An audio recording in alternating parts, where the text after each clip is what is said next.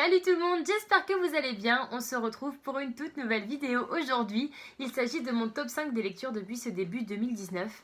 J'ai pas lu énormément de livres, c'est vrai, mais ça m'a pas empêché d'avoir de bonnes lectures, voire des coups de cœur, et j'ai décidé de vous en faire une vidéo.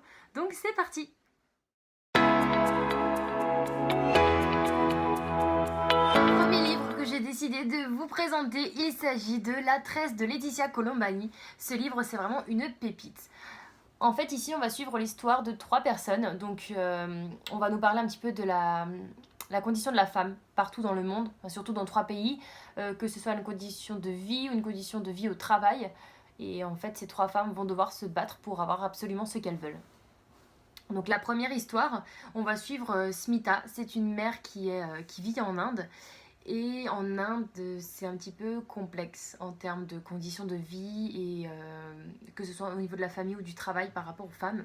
Je connaissais pas trop et j'ai découvert un petit peu plus par rapport à ce livre. En fait, Smita va avoir une fille et elle va tout faire pour que sa fille évite de reproduire le même schéma qu'elle, que ce soit au travail ou bien éviter d'aller à l'école parce qu'ils n'ont pas le droit d'aller à l'école en fait là où elle vit. Sa mère va se battre. Enfin, Smita du coup va se battre, elle va aller voir les profs d'école pour essayer de leur demander de prendre Smita avec eux.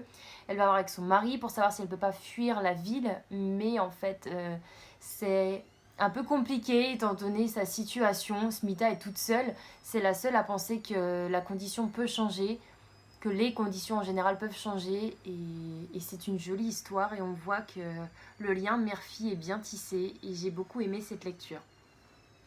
Dans ce livre également, on va suivre l'histoire de Sarah. Sarah, à la différence de Smita, est au Canada. En fait, je crois qu'elle est à Montréal même. En fait, c'est une femme qui est une femme d'affaires. Elle est dans un cabinet d'avocats. Elle est totalement réputée. Et un beau jour, en fait, elle va apprendre qu'elle a un cancer. Ce cancer, ça va un petit peu la détruire petit à petit. Elle n'a jamais eu besoin de personne, mais je pense que quand on a une maladie comme celle-ci, on en a besoin. Et à défaut d'avoir des personnes dans son entourage, que ce soit également en termes de collègues, qui vont l'aider, c'est que des machos, le genre de mecs qui pensent absolument qu'à eux, qui se disent qu'une femme ne peut pas devenir directrice ou ne peuvent pas évoluer aussi bien qu'eux.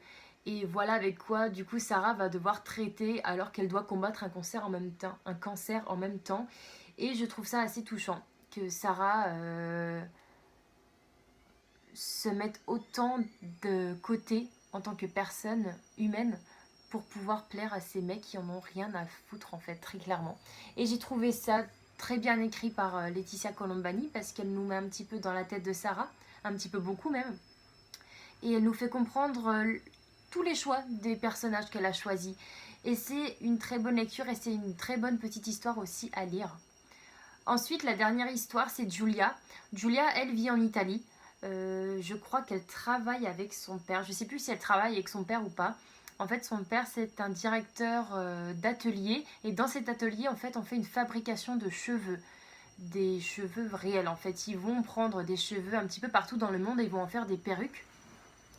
Et un beau jour, le père de Giulia va avoir un accident et va se retrouver dans le coma. Par la suite, Giulia va apprendre que l'atelier est en faillite. Elle va tout faire du coup pour essayer de reprendre les rênes, reprendre l'atelier un petit peu de son père. Et c'est plus compliqué qu'elle n'y paraît, bien évidemment. Je crois qu'elle a à peine une vingtaine d'années et elle a un petit peu toutes ces personnes qu'elle a vues au jour le jour parce que c'est un petit peu les collègues de son père. Et la plupart sont des femmes parce qu'avec leurs doigts, c'est beaucoup plus facile de traiter les cheveux. Et Giulia va se rendre compte que la moitié, voire 100% des personnes qui travaillent avec son père sont en danger et ça va la faire réagir. Elle va se battre pour essayer de reprendre l'atelier et de faire en sorte que son père soit fier d'elle lors de son réveil. Alors, très clairement, ces trois histoires qui parlent de la condition de la femme, elles sont super bien écrites. L'avantage également de ce livre, c'est qu'on n'a pas les trois histoires d'un coup. On passe de l'Inde au Canada, ensuite de l'Italie, et ça nous fait voyager mine de rien, et ça nous permet de souffler entre les histoires. Et j'ai trouvé ce livre très touchant, qui parle de la condition de la femme super bien, c'est fluide, et en soi le livre il n'est pas long, il fait à peine 230 pages, donc je vous le recommande entièrement, amplement, et c'est un 100% une bonne lecture, vraiment. C'était pas un coup de cœur, mais c'était une bonne lecture. Le quatrième livre qui se trouve dans mon top 5, c'est La cave de Natasha Preston. Ce livre, je l'ai vu passer sur énormément de chaînes et j'ai craqué, je l'ai acheté et je crois que je l'ai lu une semaine après l'avoir reçu. Et je n'ai pas été déçue parce que cette lecture était vraiment, vraiment, vraiment trop bien. L'histoire, c'est Summer. Summer, c'est une adolescente de 16 ans qui part à une soirée et qui tombe sur la mauvaise personne car elle est au mauvais endroit, au mauvais moment. Et cette personne va la kidnapper. Cette personne se fait prénommer Trèfle, donc c'est un homme complètement attardé, complètement fêlé. Il va l'enfermer dans une cave avec 3 autres filles. Cette personne se fait prénommer Trèfle et par la même occasion, il a décidé de rebaptiser toutes les autres victimes par des noms de fleurs. Donc Summer devient Lila. Et Lila va commencer à apprendre à vivre dans une cave où c'est que tout est aménagé comme un appartement de luxe. Hormis bien évidemment tout ce qui est télévision et internet, ça elle l'a pas du tout. Et en fait, ce qui est bouleversant dans ce roman, c'est qu'elles sont 4 et elles se posent des questions comment arrêter Trèfle parce qu'il a tout bien évidemment organisé. Il n'y a pas de vrai couteau, il n'y a pas de rasoir, il n'y a pas de choses en verre, que ce soit au niveau des assiettes ou autre. Il a quand même bien aménagé son appartement, enfin du moins la cave. Et ce qui est touchant, c'est que là on suit une fille de 16 ans quand même. Donc cette fille elle a un petit copain, elle a des parents, elle a un frère qui l'énerve, mais d'un côté elle a envie de les retrouver, alors que de l'autre côté on a 3 femmes qui étaient SDF en fait à la base. Donc Trèfle a tapé dans le mille dans le sens où il n'y aura pas d'avis de recherche sur elle, il n'y aura pas de famille qui va les rechercher absolument. Sauf que la famille de Summer et les amis de Summer vont essayer de la rechercher, mais ça va absolument pas où elle est et les 48 heures de délai sont passées, voire les 72 heures, je sais plus combien c'est. Et en fait, à l'heure actuelle, Summer peut être loin, elle ne sait même pas où elle se trouve. Et ce qui est bouleversant, c'est qu'on suit une histoire d'une fille de 16 ans qui est quand même kidnappée par quelqu'un de totalement fou qui pense qu'elle est sa femme en fait. Et ce qui fait mal au cœur, c'est que on se met beaucoup trop bien dans la peau du personnage. L'auteur fait en sorte qu'on se met bien dedans et Summer devient nous en fait. Et ça fait vraiment vraiment bizarre de se retrouver enfermé dans une cave. On a exactement les mêmes émotions de Summer quand, quand l'homme l'approche, quand l'homme lui parle ou autre, quand il fait des gestes brusques. On a vraiment le même ressenti qu'elle et c'est la raison pour laquelle j'ai adoré ce livre parce qu'il est vraiment poignant. Et l'histoire en elle-même en fait m'a intéressée parce que les thrillers j'aime beaucoup. Mais un thriller comme celui-ci qui m'a vraiment touchée à la fin et je pense que j'ai versé ma larme, je crois. Et je vous le reconseille vraiment parce que c'est une bonne lecture. C'est rare d'avoir des lectures où dans ce genre de livre on arrive à être vraiment dans la peau du personnage et là je l'étais. Peut-être pas dans une bonne situation mais je l'étais et c'est la raison pour laquelle j'ai adoré ce livre. Le livre qui se trouve dans le top 3, c'est le livre de Julien Sandrel, La Chambre des Merveilles. Donc ce livre, comme vous pouvez le voir ici, il est lumineux alors que l'histoire en elle-même démarre très mal. Alors en fait, dans ce livre, on va suivre l'histoire de Louis. Louis a 12 ans et il se fait renverser par un camion, il se retrouve dans le coma. Euh, Sa mère est totalement bouleversée et en fin de compte sa mère n'a pas énormément de... Elle a beaucoup de liens avec son fils mais ça fait quelque temps qu'elle le délaisse dans le sens où elle se dit je préfère ma carrière étant donné qu'il commence à prendre de l'âge, je me mets à fond dans ma carrière parce que j'adore, je crois qu'elle est directrice de marketing en cosmétique. Et là-dedans, en fait, on va voir qu'elle est toujours sur son téléphone au début et tout. Louis essaye de lui parler, mais elle ne répond pas, elle ne tilte pas. C'est laisse-moi tranquille, on verra plus tard. Et en fait, sa mère va comprendre que, en fait, elle aurait dû lui parler parce que là, elle ne peut plus le faire. Elle se retrouve face à un mur, face à son enfant de 12 ans qui ne répond plus, qui ne veut plus lui parler parce qu'il ne peut plus. Elle va se remettre en question, elle va commencer une dépression assez longue et elle va commencer à aller dans la chambre de Louis pour essayer de retrouver quelques affaires de lui, sentir son odeur et tout. Et en fait, à ce moment-là, elle va trouver un carnet. Louis a appelé ça le carnet des merveilles. Dans ce carnet, en fait, son fils va marquer toutes les choses qu'il aimerait faire, tous ses rêves, que ce soit, je sais pas, partir en voyage, faire le tour du monde ou regarder un match de basket avec telle personne, je sais pas, et elle va réaliser en fait ses rêves un par un. Et ce qui est touchant, c'est que la mère de Louis va tout faire pour réaliser ses rêves, et la mère de Thelma, donc la mère de Louis, sera là également. Et on voit 2 liens qui sont tissés, et j'ai trouvé ça vraiment beau, une belle histoire, et en fait, elle va se rendre compte que son fils lui cache pas mal de choses, pas dans le sens négatif, mais lui cache des choses dans le sens où elle ne connaît pas vraiment son fils, et il ne lui a jamais parlé des choses qu'il aimerait faire plus tard, et elle se sent un petit peu seule. Elle se sent complètement déboussolée, elle aurait aimé en parler avec Louis, partager ses passions, et elle se dit qu'elle va le réveiller, qu'elle doit le réveiller, elle n'a pas le choix, car plus elle découvre son carnet, et plus elle a envie qu'elle réalise ses rêves, qu'il réalise ses rêves. Et cette lecture est vraiment belle, vraiment, j'ai trouvé ça touchant. On entend le point de vue de sa mère, et le point de vue de Louis également, parce qu'il entend tout ce que sa mère fait, il entend tout ce qu'elle dit, et j'ai trouvé ça beau, parce qu'il est toujours... il a toujours de l'humour, il est toujours en train de faire des petites phrases ironiques, mais d'un côté, on sent qu'il a envie de se réveiller, mais qu'il ne peut pas. Il se trouve entre des barrières qui l'empêchent de se réveiller. Et autre le fait qu'il soit dans le coma, en fait, il aime sa mère plus que tout, et sa mère aime son fils plus que tout, et j'ai trouvé ça vraiment beau. Si vous l'avez lu, ne pas hésiter également à me dire ce que vous en avez pensé, parce que j'ai adoré cette lecture, mais j'ai vu pas mal d'avis négatifs dessus, donc ne pas hésiter à me le dire. Donc là, j'attaque les livres qui sont vraiment des coups de cœur pour moi, que j'ai adoré plus que tout, que je vous recommande à 500%. Là, le deuxième, il s'agit du livre de Bernard Werber, La boîte de Pandore, qui est sorti il n'y a pas très longtemps.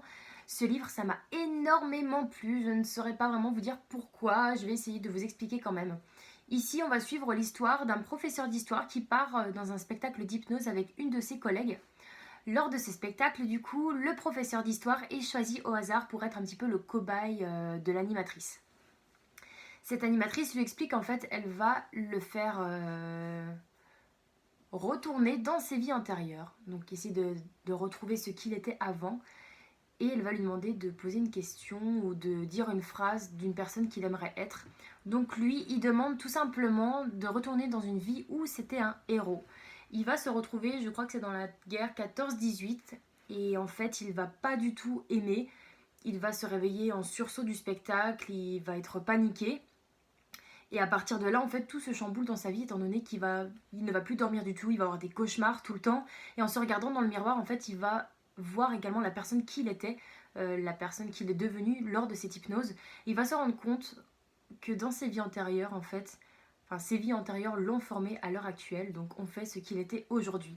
Et à partir de là, l'histoire est très belle, est très bien faite et très bien pensée, parce que Bernard Werber va nous emmener dans différentes époques, dans différents pays. Et c'est la raison pour laquelle j'ai bien aimé ce livre en fait. Ce roman, je m'attendais à rien parce qu'il n'y a rien écrit derrière en fait. Il y a juste deux petites questions, mais en soi, il n'y a pas d'intrigue plus que ça. On ne nous dit pas que c'est un professeur d'histoire qui se fait hypnotiser ou autre. Et ce roman est top, il est super bien écrit. Il est long, mais on voit pas les pages passer. J'avais pas envie de terminer ce livre parce que je me demandais comment ça allait se terminer et même la fin m'a plu alors qu'elle n'est pas extraordinaire en soi, mais j'ai trouvé que c'était quand même une fin logique, une fin assez bien. Je vous conseillerais ce livre tout simplement parce qu'il y a un petit côté surnaturel et un petit côté psychologique. Si jamais vous avez envie de savoir qui vous êtes vraiment ou pourquoi vous êtes une personne comme ça à l'heure actuelle, je pense que ce roman va vous faire poser des questions. J'ai eu beaucoup de questions par rapport à moi en me disant est-ce que des vies antérieures existent vraiment, qui j'étais avant. Et en fait, il nous fait réfléchir énormément et c'est la raison pour laquelle je vous conseille ce roman. Ça ne peut pas faire de mal de se poser des questions plutôt que de lire un roman et de fermer la page sur un fantastique ou sur un thriller. Et du coup, le meilleur pour la fin, il s'agit de mon coup de cœur de ces derniers jours. J'ai mangé le livre, je l'ai adoré comme personne, ça a été un coup de cœur phénoménal. Il s'agit de Phobos de Victor Dixon. Donc ce livre, très honnêtement, je l'aime d'un amour sincère. Je vais vous expliquer pourquoi. L'histoire en elle-même, elle est géniale. Victor Dixon, je ne sais pas où il a ses idées, où il a du coup toutes ses imaginations. Il a décidé de créer une télé-réalité qui se passerait sur Mars, où il va envoyer du coup 12 prétendants, donc 6 filles et 6 garçons, à essayer de créer la vie là-bas, à savoir si c'est viable. Et à partir de là, l'histoire commence très honnêtement. On va suivre Léonore. Léonore fait partie des 12 participants, donc c'est le personnage principal dans ce roman. On va du coup voir un petit peu sur les premières pages, on voit leur préparation. Donc pendant un an, ils vont être préparés à être dans des fusées, dans des vaisseaux spatiaux, les choses comme ça. Et après, ils vont être dans des capsules. Dans ces capsules, en fait, tout le long de leur voyage, ils devront choisir une personne. Donc les filles devront choisir des garçons et vice-versa pour apprendre à se connaître. Donc ils ont 6 minutes par jour pour apprendre à se connaître. À la fin du voyage, ils devront choisir du coup la personne avec qui ils voudront créer une famille et par la suite du coup créer la vie sur Mars. Donc ce roman est fou totalement et j'ai adoré parce qu'il y a un suspense énorme et il y a un enjeu énorme en fait dans ce roman. On sait également dès les premières pages que la capsule dans laquelle ils vont aller n'est pas forcément safe, elle n'est pas fiable, étant donné que tous les cobayes qui ont été envoyés auparavant sont morts après 9 mois, je crois. Quoi qu'il arrive, ils ne le savent pas, mais les personnes qui ont racheté la NASA pour créer ce programme, en fait, les envoient directement à la mort. Ce roman est super bien écrit, il est un petit peu long, mais très honnêtement, l'écriture, elle est fluide. Les personnages, ils sont vraiment intéressants. On en déteste comme on aime, un petit peu dans tous les romans. Mais l'histoire est bien, les personnages sont super bien faits. Ils ont tous leur petite spécialité qui fait qu'on les admire et qu'on a de la peine pour eux en fin de compte. Parce que toutes les personnes qui sont envoyées dans ce programme, en fait, sont soit des personnes qui sont seules, je sais pas, pas forcément des SDF ou autres, mais des personnes qui vivent un petit peu... qui vivaient mal, qui ont envie de repartir à zéro, qui ont envie de recréer la vie plus tard. Et en fin de compte, on a de la peine pour eux parce qu'ils savent, parce que nous, on le sait, qu'il n'y aura pas de vie après les avoir envoyés là-bas. Donc, dit comme ça, c'est un petit peu flou, je vous le cache pas, mais ce roman vaut la peine d'être lu parce qu'il est exceptionnel. Je viens de finir le tome 2 de cette saga et il est aussi bien que le premier, donc je vous le conseille à 300% et ça a été une saga coup de cœur pour pas mal de personnes et j'espère du coup que les 2 autres tomes, parce que je crois qu'il y en a 4, que les 2 autres tomes du coup vont me plaire. Et voilà, mon top 5 est maintenant terminé. J'espère que du coup cette vidéo vous aura plu. J'espère que vous allez faire des petites découvertes. Si jamais vous avez eu des petits coups de cœur sur ces romans ou alors que vous les avez détestés, ne pas hésiter également à me le dire. On se retrouve très vite pour une nouvelle vidéo et je vous souhaite de passer un très bon week-end. Ciao ciao!